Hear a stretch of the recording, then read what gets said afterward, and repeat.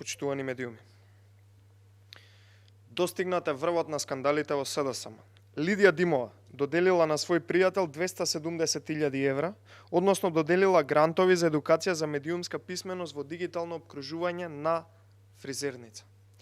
Според слика позади мене, која е на увид на медиумите, ќе имаат подоцна во електронска форма, можеме да видиме прилично опуштена атмосфера во кафеана каде што седат добитникот на грантот и собственик на фризерницата Златковски, како и директорката на агенцијата која ги доделува парите, Лидија Димова, директорката назначена од СДСМ. Од сликата јасно се гледа дека прилично добро се познаваат и се блиски двајцата. Дополнително, Зоран Златковски бил обучувач ангажиран преку агенцијата за проектите во програмата Erasmus+, односно ангажиран како надворешен соработник. Член 21 од статутот на агенцијата вели: член на советодавно тело и надворешен соработник не може да бидат корисници за програмата која е избран. Затоа прашуваме дали Златковски бил обучувач на програмата Erasmus+, ангажиран од агенцијата и од Лидија Димова. Дали е законски и дали смеела Лидија Димова да дозволи обучувачот Златковски на програмата Erasmus+ да биде и добитник на грант од истоимената програма Erasmus+, според овој член од статутот, доколку истиот бил обучувач на таа програма. Дали ова доколку е така е против законско доделување на грантови? Дали ова доколку е така е класична злоупотреба на пари во институција? Прекршување на закони, сомнеж за проневера на пари, директорување на директорка која е под знак прашалник дали било честно или не, а изгледа после сите сомнежи дека не, патем и за која се води постапка во антикорупцијската, а јавното обвинителство се уште молчи за овој скандал каде што се доделени 270.000 евра на фризерница за еден од грантовите, како што споменав, едукација за медиумска писменост во дигиталното опкружување.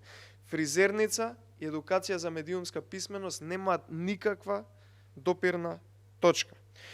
Ова ќе биде по се изгледа уште еден случај каде што има сомнеж за директор од СДСМ дека злоупотребува службена должности пари, а јавното обвинителство и ЗАЕВ го штитат и не дозволуваат да се истера правдината на виделина. За крај, бараме оставка од Лидија Димова уште веднаш.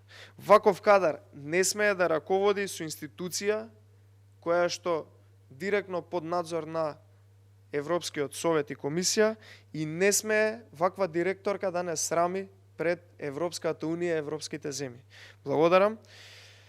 Има едно прашање кое што пристигна од телевизијата Сител до пресцентарот на ВМРО ДПМН, би сакал да го одговорам. Двајца пратеници потврдија дека се позитивни на COVID-19, како според ВМРО ДПМН треба продолжи функционирањето на собранието, дали за вас е прифатливо одржување на онлайн седници. Како што реков и вчера, така ќе кажам и денеска на господинот Јаховски, на господинот Танески, им посакувам добро здравје и што побрзо да се опорават од COVID заразата. Во однос на собранието, како треба да заседава и дали сме за прифаќање на онлайн седници, апсолутно уште еднаш ќе повторам ставот на ВМРО ДПМН е тоа дека сме против онлайн заседавање на собранието. Тоа е противуставно и во уставот и јасно пишува дека собранието може да заседава и да одлучува и да работи доколку мнозинството од пратениците е од целиот број на пратеници е присутно на седницата. Така да, апсолутно онлайн заседавање на собранието е неприфатливо за ВМРО ДПМН и е противуставно. Впрочем, СДСМ како политичка партија која што е на власт, заедно со незината коалиција имаат мнозинство во собранието, имаат формирано мнозинство и нема причина зошто би се правеле вакви екзибиции кои што се противуставни, кои што впрочем не ни можат да